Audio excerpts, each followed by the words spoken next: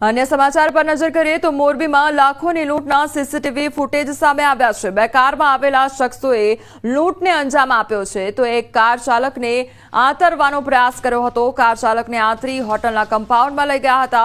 कारमांथी लाखोनी लूट करी थया हता फरार तो पोलीसे कार सहित बे शख्सोनी धरपकड़ करी होवानी माहिती सामे आवी छे। टंकारा नजीक कार चालक ने आंतरी लाखों रूपियानी लूटनो मामलो सामे आव्यो।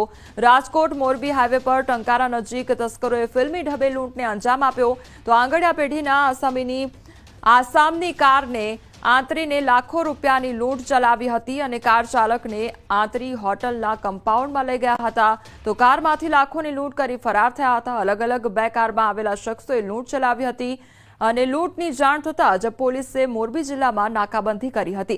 પોલીસે કાર સહિત બે શખ્સોની ધરપકડ પણ કરી હોવાની માહિતી સામે આવી છે।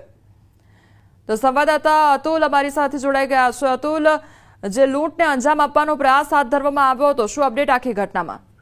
जी ચોક્કસથી જે ટંકારા નજીક જ ગઈકાલે લૂંટનો બનાવ બન્યો હતો, જેમાં રાજકોટની જે આંગડિયા પેઢીના માલિક છે તે 90 લાખ રૂપિયા જેવી રકમ લઈને મોરબી તરફ આવી રહ્યા હતા ત્યારે ફરિયાદીની કારને ટક્કર મારી અને 90 લાખની લૂંટ ચલાવી હતી।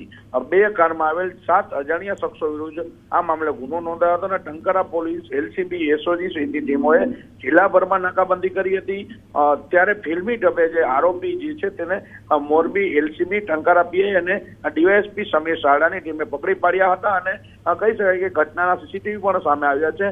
હાલ પોલીસે આ લૂંટનું પગેરું ભાવનગર હોવાની જાણવા મળી છે। આરોપીઓ ભાવનગર તરફના હોવાનું પણ જાણવા મળ્યું છે, જેના આધારે આરોપીઓની પૂછપરછ હાથ ધરી છે। જી અતુલ, સમગ્ર માહિતી બદલ આપનો આભાર।